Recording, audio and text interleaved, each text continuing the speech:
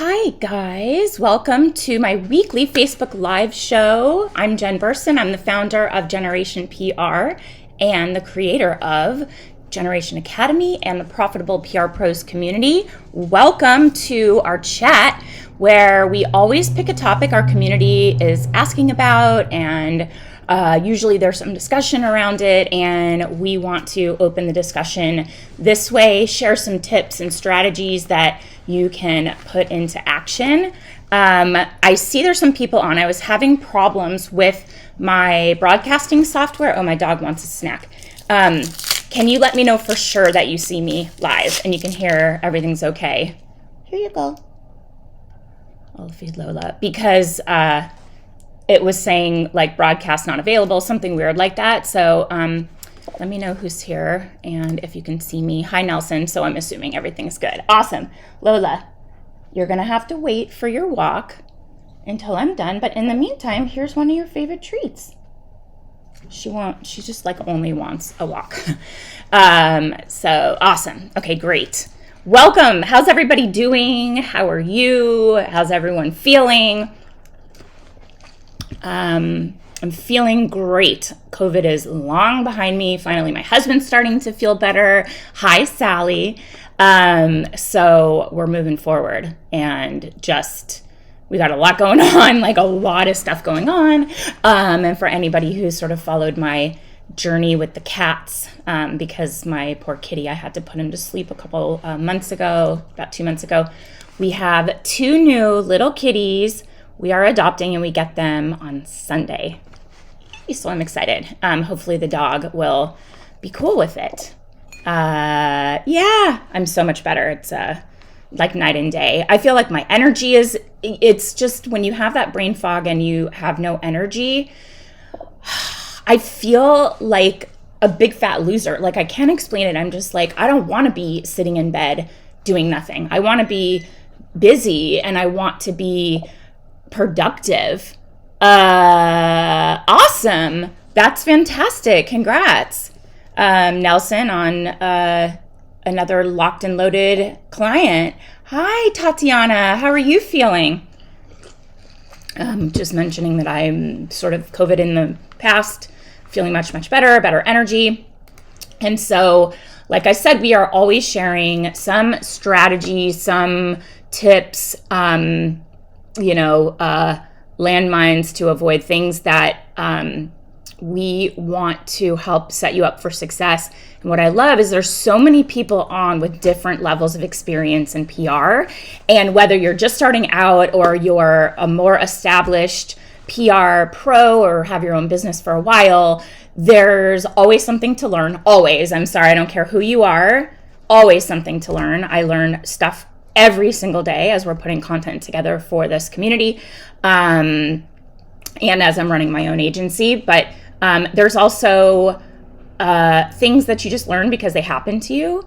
And so I would love, as I'm going through some of these mistakes, some of these pitfalls, if you have a story and you're willing to share, I certainly will share any stories as they're relevant. In my business, I always do, but I'd love to hear from you guys or any other advice on the topic. So please use that chat. And if I say anything that resonates with you and you're like, oh my God, this happened to me, like hearts, thumbs up, so I can tell that the content is resonating and we're all like commiserating on this stuff, I guess. So we're chatting about business mistakes that we are going to help you be aware of so that you can avoid them. And, PR, it's always changing. And I think that's a good thing. I like an industry that's not dying, but evolving, keeping us on our toes. We can be successful. And the fact that you're here and you're checking into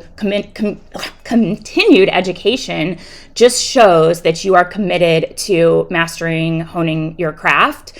And one of the best ways that you can find success and almost guarantee, she's going to keep clawing me the whole, yep, this is a dog that would like a walk. Lola, I can't, I'm talking right now, you see?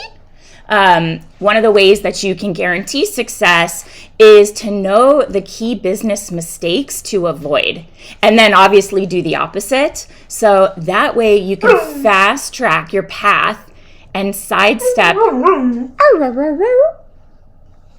any obstacles that a lot of PR pros face along the way.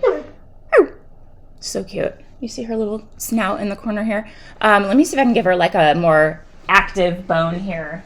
Let's see. You guys see I'm wearing my bedroom slippers. Let's see, which one you want here? A pig ear? These are so disgusting. I can't even believe it. Ew, it's so gross. Here, take it. Go ahead, that.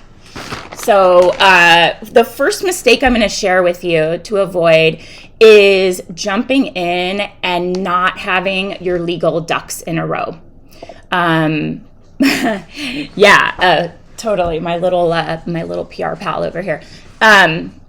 Let's just all say a collective when it comes to contracts and all of the legal hoops and hurdles that come along with running your own business. But it's not fun, but it can cost your business the most if they aren't given the attention they deserve. If your business is not what we say buttoned up, this is one of those situations that could come back to really bite you in the butt. So never do business without a contract. It will burn you at some point. Even if it's business with a friend, we had a call recently. A member of our community was mentioning a friend in a relationship that they moved forward in, and the actual work ethic wasn't aligned, and there were problems that were created from it, and there wasn't a real fleshed out agreement on how their relationship would look, and how they could move away from that relationship and maybe sever the business ties but keep the friendship. A contract helps to do that because it's having all if it is not written down, it doesn't exist. That's Nelson's motto. But it doesn't always guarantee that every single important detail is in the contract. You have to make sure that you're thinking through, this is what a lawyer does. They're thinking through the possibilities, the eventualities. What happens in this scenario? What if this happens? So you want to have legal recourse in your contract that states what happens if your client doesn't pay.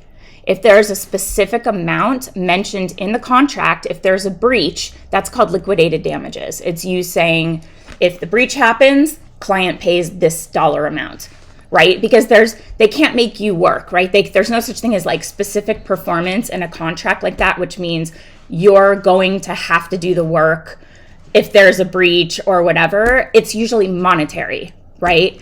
But of course, there's always legal fees, and it's just like if you can avoid a lawsuit or even going down that road whatsoever, please try to get it worked out before you have to threaten legal action. Sometimes, in my opinion, it is better to walk away when you sort of balance the pros and cons, because the lawyers are going to take more money probably than you're owed under the contract.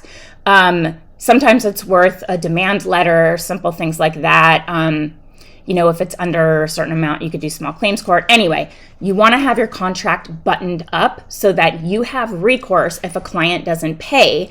And the other part that's extremely important is outlining your scope of work, because you may eventually have a client who just keeps adding on work till the cows come home. They're just, can you do this? And you're like, okay.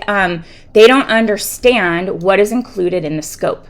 What is it that you actually do? And also what is not in there, which means you don't do that for them.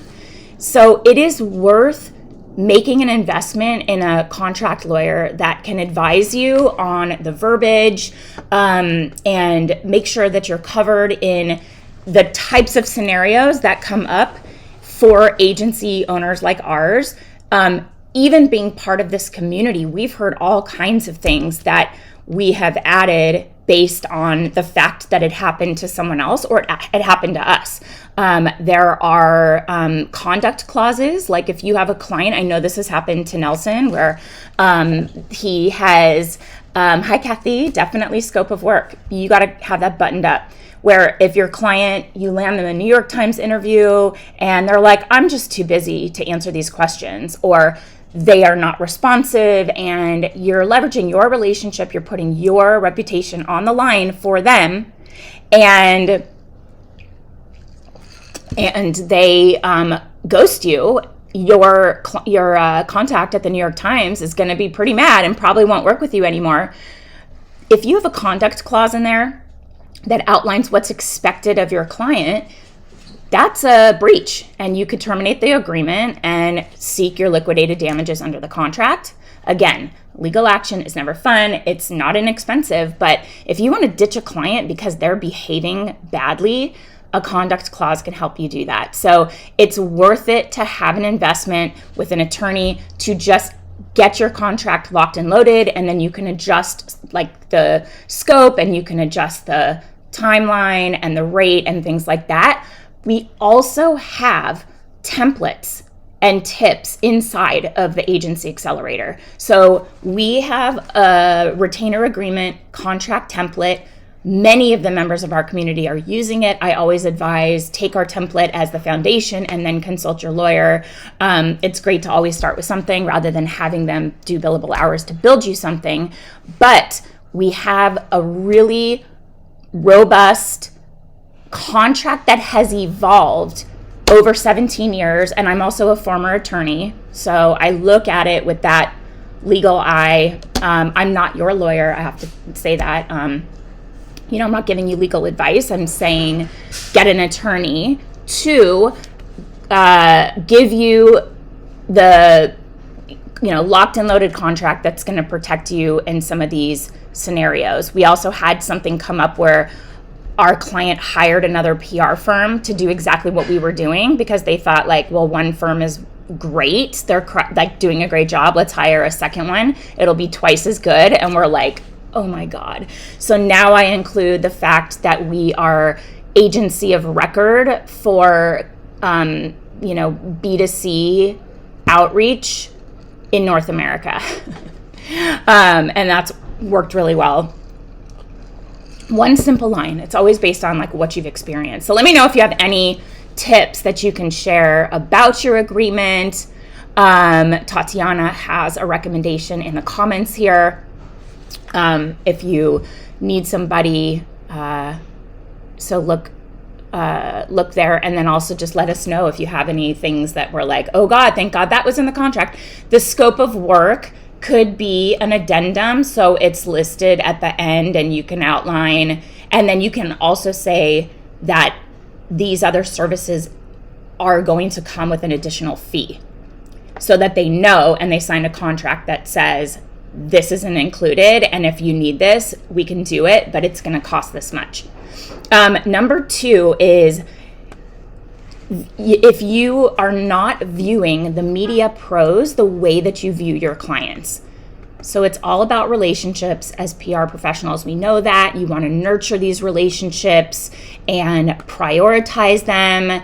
And, this is obviously important when it comes to clients, because if you don't have clients, if you don't have clients, do you have a business? You're, not able to provide the PR service that you are so great at. But many pros make the mistakes of not treating the media relationships with the same nurturing and focused attention as they do with their client relationships. So sometimes we look at the media and the different kind of gatekeepers as a means to get to what we want, which is features for our clients, write-up stories, inclusion in roundups, interviews, things like that, right? We look at those media professionals as means to get what we want. But it's essential to make a good impression, nurture your relationships if you want to be successful. And they're people too, right? They're not just a tool that you can, use, or an impediment to get features for clients. They're people too. And this is one of the reasons why I highly recommend niching down, because if you're going to take the effort to nurture relationships, you want to know the people and be helpful to them and give them things that are useful. Be a valuable resource, be a helper, be someone who's generous, and you help them do your job, even their job, even if it's not your client you're recommending. If you see that they're, they put out a query on Twitter for a certain contact or whatever, oh, there's a good one here from Kathy. Let me finish my sentence. But you say, hey, I saw your query and this isn't my client, but I have a friend who is the perfect fit. I'm going to send them over to you. Her name is so-and-so. Just look out for her email. Then you're like just a helper, right? And they'll start to see your name. And when you build these relationships and you have a deep expertise in your niche, these are the people that matter. These are the people that are going to be very helpful to you as you're building your results and helping your clients get results. So you want your relationships to be with the right people, and you're taking the time to nurture them. Like, I'm not telling you go and be besties with every single media contact out there. It's not possible. But spend some time really nurturing the relationships. Don't just look at them as a tool to get to the features you want. They're people, they're putting work out into the world that they believe in. They want to feel like their work matters, like it's resonating. Make yourself a helper, make yourself a valuable resource, even if it's not you pitching your clients. That way, when you do pitch your clients, they're more receptive, they're more open. So nurture your media relationships with the same level of focus and importance that you do with client relationships, because as your business grows, they will be incredibly important to you in being successful and getting your clients to stick around, which is part of the Agency Accelerator, like path to profitability framework. It's strategy, sales, service, and scale. And we teach you, each pillar, what goes into that. This is all around the service pillar, which is keeping your clients happy in the door, delivering great results, showing those results in a way that really pack a punch, resonate with the clients. And then the scale pillar is taking those results and leveraging them to bring in bigger clients, higher retainers, further niching down. And then when your rates are higher, you can build your dream team and then scale your business. That's like the simple aspect of it. So you're going to treat the media and build those relationships the same way you would invest in getting to serve your clients. Kathy said, I had a client using one of my media connections after the contract was over. I added a clause in the contract regarding intellectual property of the media list. That is such a good one. Your media contacts, your media list is your proprietary information. I see a lot of clients asking for the contacts, and I hope they don't know any better. I would think that they would, but I hope that they would. But when you part ways, if they say, I would like, as part of the turnover transition, I need to know who you pitched. Don't give them that. Obviously, the contacts, you can tell them what media outlets, if there's anything outstanding. Your contacts are your proprietary IP. That means there's considerable time, money, effort, energy that goes into cultivating that. Never give out. I knew Nelson would have something strong to say about this. Never, ever, ever. If clients ask, you can let them know what outlets you pitched. Maybe the name if they've sent a sample and they know it anyway. But that is yours, and that's your intellectual property that's, not theirs to have. That's what makes you valuable in your firm. Brianna says, in summary, are you saying that the main subjects in your agreement should be scope of work, client partner conduct and work ethic, payment, and information on additional services and prices, intellectual property? Yes, the media list, we just said that, that.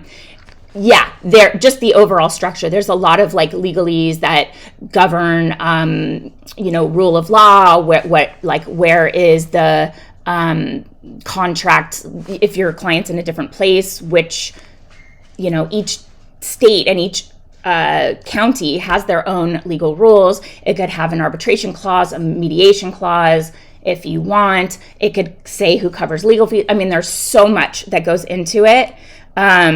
These are just some specific clauses for our industry that have come up. There's also something that states you're an independent contractor, you're not an employee. All of a sudden, I'm getting, for contractors that I've hired, I have had several that owe money in taxes in other states. And they're asking me to garnish wages. And it's like, these people don't work for me, by the way, and they're contractors. So, it's weird. But if I ever had to show the government, because they're like, if you don't garnish the wages, then I'm responsible. And I'm like, what? This is insane. My tax preparer was like, don't even worry about it. But if I ever needed to, I could say, here's our independent contractor agreement that shows this is our relationship. When it comes to you and your clients, you are not an employee of the clients. You are an independent contractor, and that relationship will be specified in the contract. So Brianna, there's a lot more. There's a lot of standard clauses that need to be in a contract, which is why you need to have an attorney, or you can take the foundation that we give in the agency accelerator and customize it to your needs, which is what most of our members do. Number 3 mistake that I see a lot of PR pros make is not investing in themselves as they grow their business, not having continued education or a mentor. And spoiler alert, I am not talking about college here. You can technically get a PR or a comms degree, but that's not really the key to success. I went to college. I have a comms degree, but then I went into law school and I made the leap into PR with really no deep concept or expertise on what it was, let alone any formal education or training or experience or even any contacts. So I trained myself. I learned as I went along and discovered through trial and error, and the industry evolved and I tried to evolve with it. It was really hard to have a mentor back 17 years ago. When I started, everything was very close to the vest. These are my secrets. And if I tell you my secrets, oh yeah, Nikki, we cover that in the pitch lab. She's asking about writing a great subject line. We do cover that in the pitch lab. We have some of that in there. I'm trying to think, we had somebody, Dr. Cheryl Robinson, who writes for Forbes, talked about a compelling subject line too, and the volume of pitches that she receives, which was it's a lot. But, having a mentor, the pitch lab is so good. We had a call yesterday. Who was on that call? Is anyone here that was on it? It was so good yesterday. Sally was on. Were you on for a time, a short time? Anyway, really, really good call yesterday. But, so PR professionals are lifelong learners. You have to stay on top of trends in your industry, your niches. Yes, Nikki's asking about clients in hospitality. Yes, it would benefit you. We have actually several people in hospitality, restaurants, travel, spas, hotels, travel industries, also tourism boards of different destinations and cities, which is really cool. So yeah, and we have, a woman who is running her her PR firm on a yacht, sailing the world with her family, and she focuses on travel, hospitality. She's in the pitch lab. She's in the agency accelerator. This is Erin Carey of Rome Generation. She's amazing. So lifelong learners, and you need a mentor because it's the fastest way to level up your know-how, your skills, so that you can grow as fast and as streamlined as possible. And that's why I created these programs. I have the Agency Accelerator, so you can learn to run an agency, and then the Pitch Lab. And the cool thing, so I love supporting other PR professionals. I love mentorship, but the community is next level. It is amazing. They're so supportive, so helpful, open, sharing. Somebody has some experience and something relevant to say to help you out of whatever you're challenged with. And of course, inside these programs, there's tons and tons of resources and education and everything. Like, it's super, super great. If you want to join, Nikki, whenever, you can look, but I'm just going to link it here because why not? And make it easy for you, because we would love to have you become a pitching powerhouse. This program is awesome. I'm really proud of it. It's really good. It's like a monthly membership, sort of pay as you go. So mentorship, and I've said this before, you want a mentor that has values that align with you and your values. Okay. I've had a lot of different mentors, and some of them I maybe was focused on different things, learning how to market my own content. And that world, that like coaching coaches world is very much like, oh, I just made $1 million in my launch. Like, my business is not like that. It's very hard to find this audience. I do this because I absolutely love it. But having mentors that feel like my definition of success is like flexibility in my own schedule and being with my family, but also having an impact. It's less about income. It's more about impact. And when you make an impact, the income follows. It just does. And when you do things you love and you're passionate about, same thing, income follows, especially when there's a strategy. But that is what is important to me, is I want to make an impact. We have an impact goal in my business. And when I started to realize some other mentors were more focused on pushing for the sale and telling people these are your limiting beliefs. Yeah, we have limiting beliefs, but like, not every belief that keeps someone from pulling out a credit card to buy from you is a limiting belief. Sometimes it's not the right time. Sometimes it's not in the budget. And telling someone this is going to be the thing that makes you afford it, maybe, but I don't want somebody to have to, be stressed out about paying for our programs if they can't afford it. And I moved away from mentors that were all about pushing for the sale. And now I have this community that supports me and what I'm up to because we have value alignment. So one thing I'll say is, I don't think any of you guys are like all about the flash and look at my Ferrari and like all this nonsense.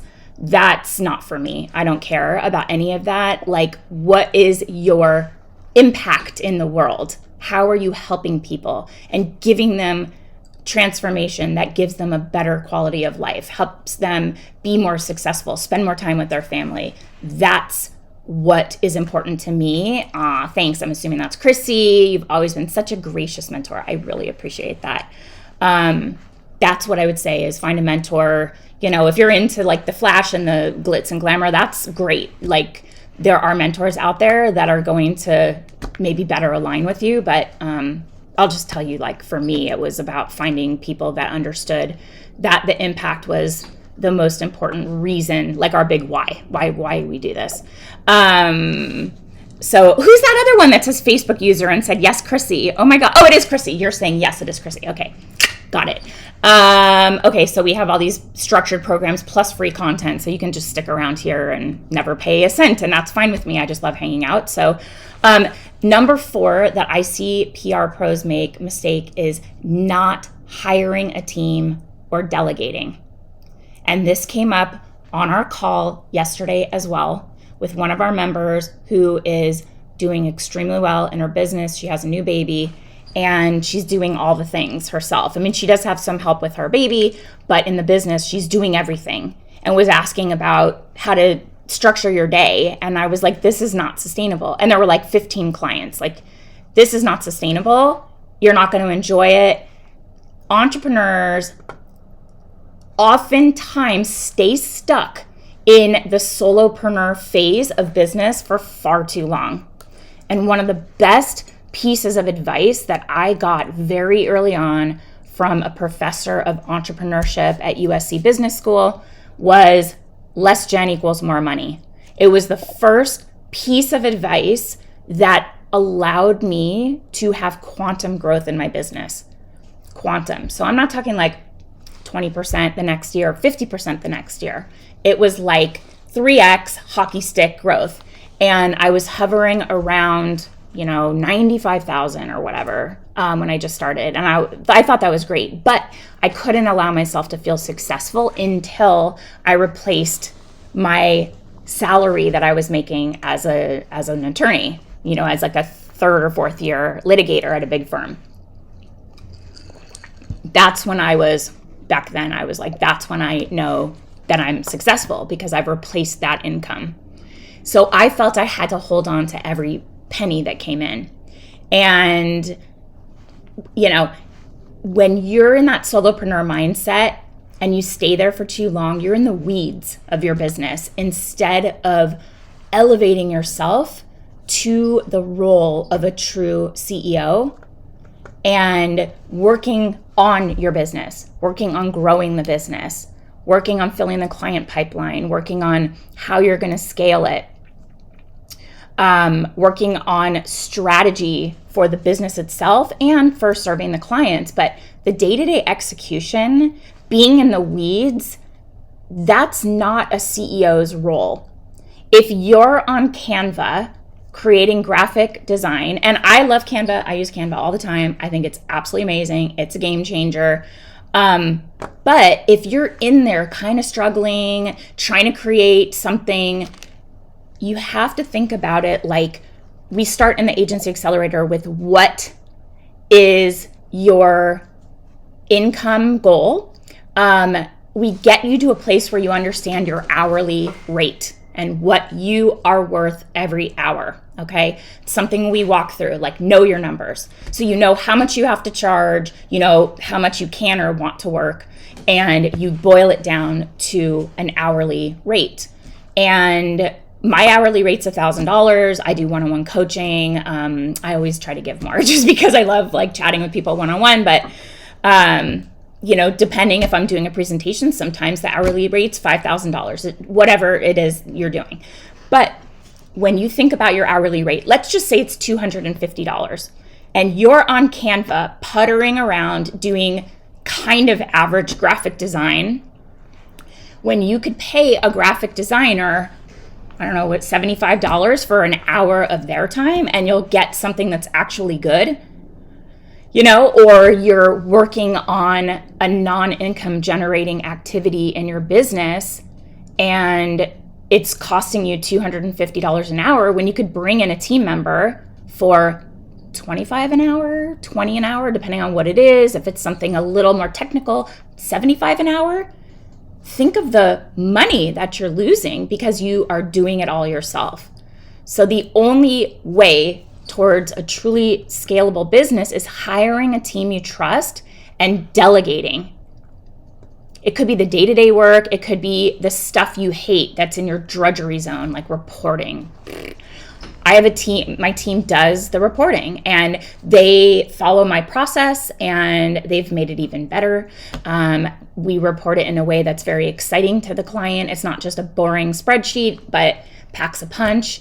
And I don't want to sit and do that. My team's good at it, and it costs me less, and I'm freed up to serve this community, focus on this side of my business, and focus on sales and strategy, bringing in new clients, and what's the overall growth strategy of Generation PR. That is how you elevate your role to CEO status. Give me a thumbs up, heart. Does this resonate? Have you done this yet? Are you stuck in neutral as a solopreneur? Is it a control thing? Because I got to tell you, it feels super good. Look at that. It feels super great to relinquish control and then be like, okay, it's done. And maybe somebody's full effort is equivalent to your 80%. Fine.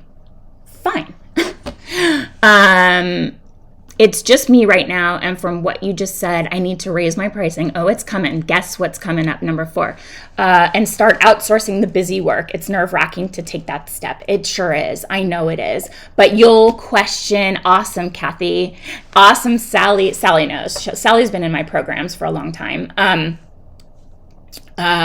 Almost to the point where I'm able to expand. Yep, and Christy's been in there a long time too. So you guys know, it is definitely nerve-wracking, but it will change your business and change your life. And that is how you run a business you love. I don't want to do things in my business that suck, that I don't enjoy. I try not to have to do that. I try to just do the things I like. So that's number 4. It's because I mention it because some people take too long to move and hire a team or delegate. Maybe you hire a VA and you train them. You guys, this is another little thing that I'll tell you. If you have somebody that you want to bring in to teach them your way of doing PR, and you're thinking, I don't have time to train them. This is why we have the Pitch Lab. It is to save you and your team hours and hours and hours every single month. So by all means, get your team in there. If you're going to have a big agency, and we have to talk about an enterprise login, but if you're sharing with a VA or one member of your team, by all means, there's a roadmap in there. I will teach them how to do PR from start, all the way from building media lists, strategies, pitch angles, sending pitches, follow up, securing results, leveraging those results, reporting to clients, all of it in the Pitch Lab. I will teach. If you don't know how to do PR, you get in the Pitch Lab, you will learn how to do PR. So you can train someone and save time. And then once they know what they're up to, you can kind of like put your little Kathy, not little, but your Kathy expertise, your zhuzh, your Sally approach, so that they have, this smells, oh my God, so bad. I was like, what is the smell? It is these pig ears. Ugh, nasty. But if you notice, Lola is no longer bothering me. I don't even know where she is. But so you can save your time, save yourself so much time, and then the monthly execution plans, gold. They are so good. They will give you timely, topical, relevant pitch angles and ideas for long lead and short lead. Editorial calendars, themes. You can use them to build your strategies for clients. Use them on sales calls. They are so good. Usually these are the things that you're paying a team member to research and to come up with. It is done for you. So I can't tell you, it's $97 a month, and it's going to save you hours and hours and hours and hours of time. So if you're looking, this is why I'm bringing it up here. If you are looking to grow your team and you want to train them, get them in the Pitch Lab and let them go through the training, have them check in with you, and then, when they're ready to start building lists, they'll show you what they did, and you can come in and add your approach. and you'll save yourself so much time. So I'm just saying, if you're looking to scale, it is a great, great resource. Number 5, and who said this? I think it was Lily. Oh, Nikki. Not charging enough. This is a big mistake that PR pros make, especially in the beginning, is charging too little. They often think if they charge lower prices than their competitors for the same services, that they'll win more clients and then they'll be more successful. Or they think, well, I'm just starting out and I don't want to charge too much, or that's going to be too much and the client is going to not be able to afford it, So first of all, if you have any experience in PR, you're starting out way better than I didn't have any. So if you worked at an agency or in-house somewhere and you have PR experience, you're not starting from scratch. You're not starting from scratch. You have all that experience and expertise and hopefully contacts and know-how. And now, rather than going through a dinosaur model of a big firm and having to pay 4x to just work with you, they get to get direct access to you and your small and mighty team, and you still have that experience. So you're not brand spanking new, unless you are brand spanking new, and that's fine. In the Agency Accelerator, we try to pull out your experience and your what you've done in your life and create a story that really helps you establish your expertise in a niche that you want to work in. So all of your work experience matters, right? But if you're charging too little, it's a big mistake, and I have 2 reasons why. Number 1, this is a big one, and please do not ignore this, but clients who only care about getting the best deal are not the right fit for you. They won't be good long-term partners. Your lowest paying clients will be the number 1 biggest pain in your ass. Promise you. I promise you. If that is the criteria that matters most, is bargain hunting and looking for the cheapest deal, you're going to hate your business. I promise.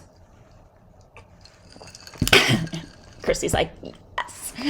And you are going to struggle to maintain strong profit margins, and you are going to have to work a lot more. So it's not like you're doing less work. You're just doing the same work for less money. So if you have an income goal, you're probably taking on twice the amount of clients than you probably have to. So you should have a goal that focuses on value and the value you provide, and not lowballing your competitors or pricing yourself low because you're scared that the client's going to walk away, or you think it sounds high. This is one of the things that I think that I'm probably best at. And I put all my ninja sales strategies in the Agency Accelerator, but there's a whole pillar on sales. And, I can usually get the client to tell me their budget on the call. And you should try to also. Sometimes you will be super pleasantly surprised, and you're like, okay, well, all right. And it's just, you're just like, oh, that was pretty helpful to know. Coming in and making assumptions, putting your money assumptions or your limitations on, limiting, I know I said about limiting mindset, but putting a limiting mindset on money because it sounds high on a client, these are businesses and they've figured out their budgets, their marketing budgets, their PR budgets. Hopefully they have. Sometimes they'll be cagey and they won't tell you, and that's fine. And there's also strategies that depend on how much you want the client. For me, I don't, and also don't put it on your website. Don't ever put your rate on your website, because I'm sorry, if I get on the phone with you and you're a total pain in the ass, you're not getting the same rate as somebody who I'm dying to work with and the founder seems like an absolute angel. They're not getting the same rate. So I might price myself out of the pain in the ass client and make it so high that it's like, well, if you can afford that, then I can afford to deal with you because I'll have like 3 layers of people in between. So I never have to like deal with your nonsense. Everyone, Jen is right. You need to charge what you're worth. Don't be afraid to ask for the moon, because a lot of times you'll get what you want. And if you don't, you negotiate. That's exactly right.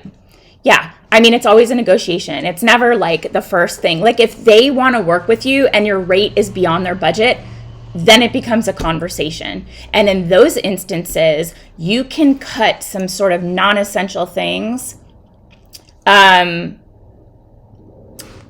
you know, so that you still are making a great rate and you're looking flexible because you're cutting your rate, but you're not just like, okay, I wanted 8 and you only have 4. So, okay, I'll take 4. No, you'll say, well, 8,000, part of our service, we submit awards for our clients. So I still want to provide you with the information, but you'll be submitting the awards on your behalf. So we'll still notify you, we'll send the links your way, and your team can submit. Those are very time consuming, you know, like that's not really gonna like have a major impact, but at least it looks like we're cutting. Or, well, normally for that rate, we're managing sample sends, but what we can do is provide a tracking document and have the request go through your team, and that will also save on budget. So you're not cutting the core service, and you're also not cutting the rate for no compromise.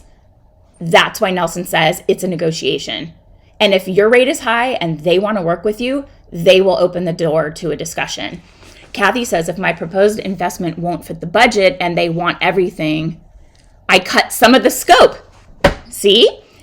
And the length of the contract. That's exactly right. That's super smart, right? Because you'll always find a way. You'll always find a way. And you do not want those bargain hunter clients. You want to be the premium option, and you want them to find a way to get in the door with you. That's why you need to niche down and be an expert. Like, I promise you, that is the biggest decision, the most important decision you will make in your business, the most important step in the right direction, choosing your niche, going all in. It could be 3, you know, but not, I do everything. Like I had a call, they were not happy campers, but that's how it works. I'm sorry, but that's the way that it goes. So, and Nelson loves to negotiate. When you negotiate, that's when the fun begins. I'm good at negotiating and I'm good at sales. It's funny, like I'm really good at like, there's like obviously a lot of, what is going on here? A lot of psychology that goes into negotiating. And when I bought my first house, I was just out of law school, like 2001. And I won my house in this insane bidding war by $500. So there were like multiple buyers and they ended up getting in with like 3 people. I was one of them. And I was like, not proven. I had just started my job, but back in the day, lawyers and doctors always got mortgages. I don't know if it's the case now, but so I had just started my job. I had like, you know, no like work history, wasn't married, didn't have kids, you know, I was just like single person. So I didn't think I had a chance, but I wrote a letter. Back then you could, I don't know, some counties you can't write letters anymore, but I knew based on the number, the counter, what the other buyers were going to think that I was going to do, and then what they would do to beat me. And I went $500 more based on what I knew they thought I was going to do. So I won my first house by $500. Yay, Nikki! Yay, welcome. That's awesome. You made my day. You'll love it. You'll love it so much. And if you have questions about it, hit us up. We'll direct you in there. There's a lot of good content in there. Anyway, so I always am thinking about what's their thought process, what is their mindset. Like negotiating is psychology. Like you have to really understand and kind of get in the head of the other person.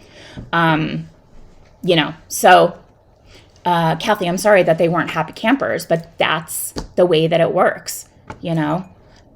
So the goal should be focusing on value, ROI, not lowballing your competitors, because you will attract the wrong kind of client. I promise you. If you want the right kind of client, charge your value, charge based on the value you provide.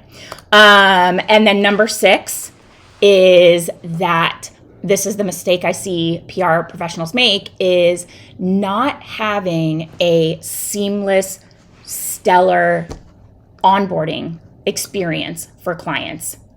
Having it be choppy, having it be slow, not letting them know what to expect and when. So when you land new clients, you have to immediately wow them by your agency. They need to feel like, oh my God, like maybe Kathy, well, it was a little dicey, the rate was high, and I know we cut some of the stuff, but now that we're locked and loaded in this contract and she's been working with us for like the first month, we made the right call. We're the smartest clients in the world because we chose Kathy, because her agency is so dialed in. Our onboarding experience was completely seamless, and you want to wow them. You don't want them to feel confused or overwhelmed or unsure what you're working on or what to expect. You need a strong onboarding process, and that is the key to starting out the relationship healthy and building one that will last over time. You're kicking off on just the right foot.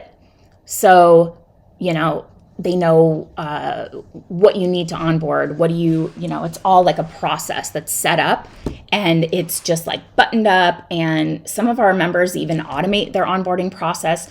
Ours has a process, but it is not totally automated yet. I don't love automating a relationship. I don't want to automate a relationship. To me, it's like you want to have those personal connections, and not everything that goes out. Like sometimes a client will just start sending you their assets. And if you have an automated thing that's like, please send us your photos, and they're like, but we already did, it seems like it's not personalized. So I don't automate my onboarding process, but we do have a process. We have a process in the Agency Accelerator that we teach and share and tell you exactly what you need and when, and how to run your first meeting and what the agenda should look like and all that good stuff. And I'm going to drop here. What is this? Oh, my PR agency action plan. So this is really good. This is really good. When I talked about the path to profitability, this is me showing you exactly what that is. So it's the 4 pillars: strategy, sales, service, and scale. And I'll tell you exactly what goes into each one. So you have a sense of how you're starting at the beginning. Even if your agency's been around for 20, 30 years, you can start to look at your overall strategy, know your numbers, all of that. And then, build it intentionally every step of the way, draw in your ideal clients, build your team, leverage your results, make more money, blah, blah, blah, all the good stuff. So that is, I believe, let me see what this says actually. I haven't, let me see. So, my exact framework, build it. This is cute. I haven't seen this. And there's a training. So you get it. And then I think it's like a quick training, I don't know, 5-10 minutes, where I walk you through it. It's good. It's really good. It's great. It's kind of an overview of the Agency Accelerator. Chrissy says, I tried something new this time. I think I like it. I added the client to a project in Basecamp and assigned them to-dos with the folders where they need to put their assets.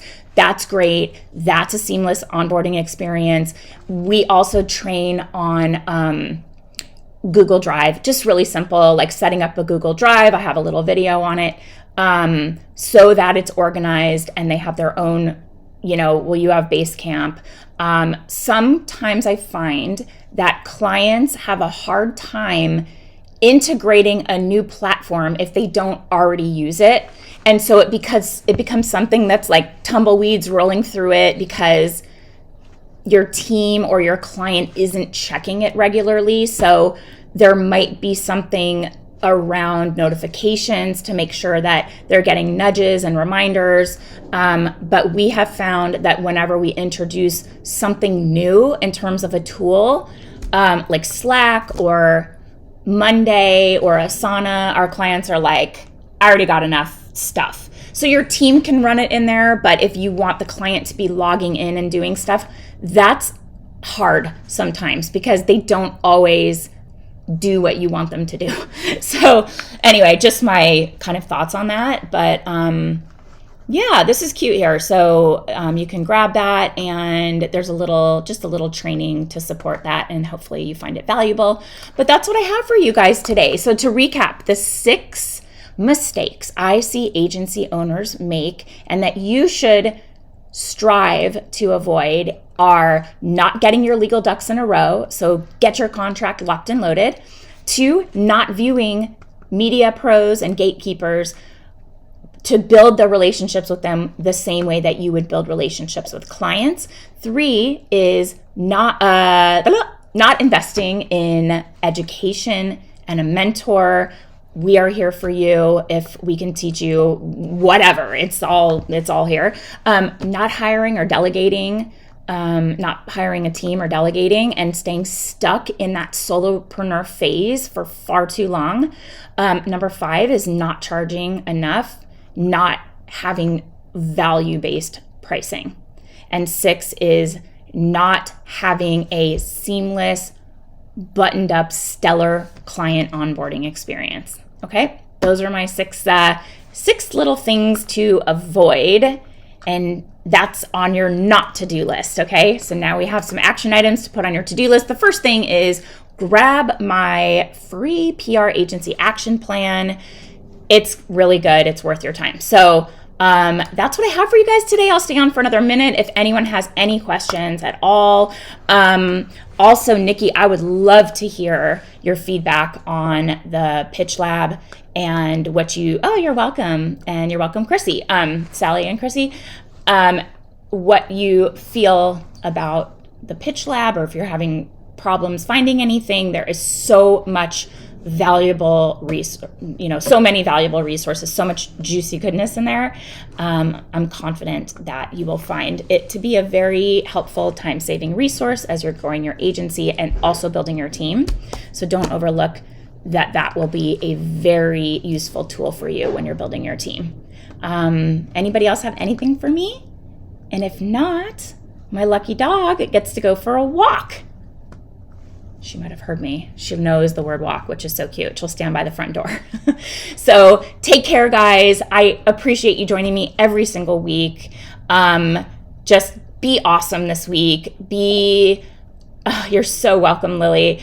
Be focused on excitement and enthusiasm. It is not something you have. It's something you generate, right? You generate enthusiasm and passion. It's not something you have. You will generate it.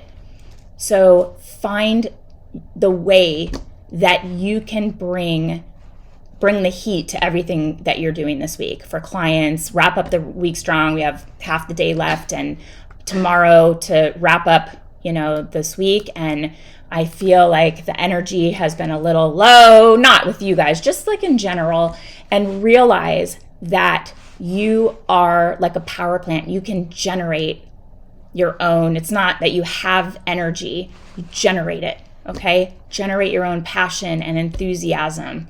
Focus on doing things you love. Focus on people that light you up. Get the energy, get the vibration up, you guys, okay?